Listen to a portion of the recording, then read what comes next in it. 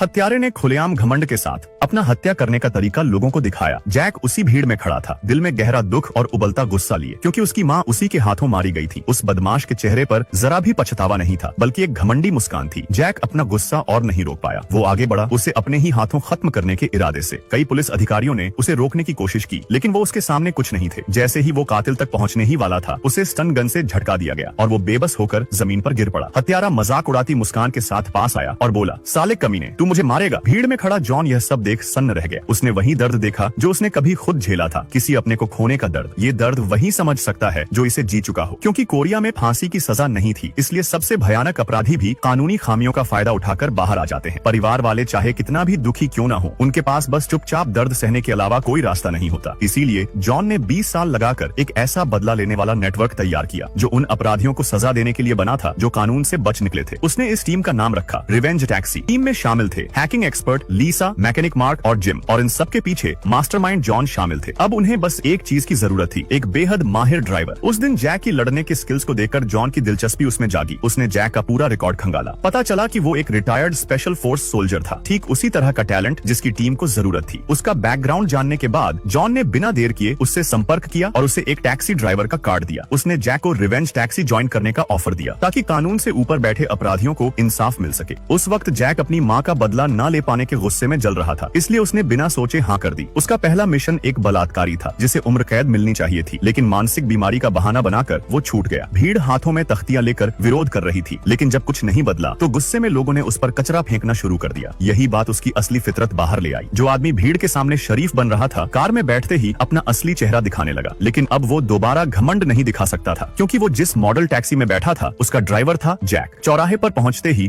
उसने एक perfect drift मारी और साइड रोड में मुड़ गया। अपनी गाड़ी खराब होने का नाटक करते हुए जिम पहले से ही रिपोर्टरों को रोक चुका था। अपराधी को लगा कि वो रिपोर्टरों से बच गया है और वो खुश हो गया, लेकिन तभी उसे कुछ गड़बड़ महसूस हुई। जैक उसे उलटी दिशा में ले जा रहा था। अपराधी चिल्लाने लगा और पूछने लगा कि वो कहाँ जा रहे हैं। जवाब ना मिलने पर अपराधी ने बेल्ट निकालकर उसका गला घोंटने की कोशिश की, लेकिन जैक ने एक ही पंच में उसे बेहोश कर दिया। डर के मारे वो पास आने की हिम्मत नहीं कर पाया और सीट को लात मारने लगा। तभी जैक ने एक ट्रैंक्विलाइजर डार्ट निकाली और उसे उसके शरीर में घुसा दिया। फिर वो एक सुरंग में घुस गया। आगे एक और टैक्सी दिखाई दी। उसने बूस्टर दबाया, उसे ओवरटेक किया और एक तेज ड्रिफ्ट मारकर उसके बराबर आ गया। जैक ने अपराधी की एंकल मॉनिटर और सामान जॉन को सौंप दिया और फिर सुरंग के सर्विस एरिया में गाड़ी रोक दी। मार्क ने फुर्ती से काम किया, कार के डेकल्स हटाए, टैक्सी लाइट निकाली। एक बटन दबाते ही लोगों अंदर चले गए और नंबर प्लेट बदल गई। कुछ ही सेकंड में मॉडल टैक्सी एक नॉर्मल सेडान बन चुकी थी। वो रिपोर्टरों के सामने से ऐसे निकल गए जैसे कुछ हुआ ही ना हो, और इसी तरह वो खौफनाक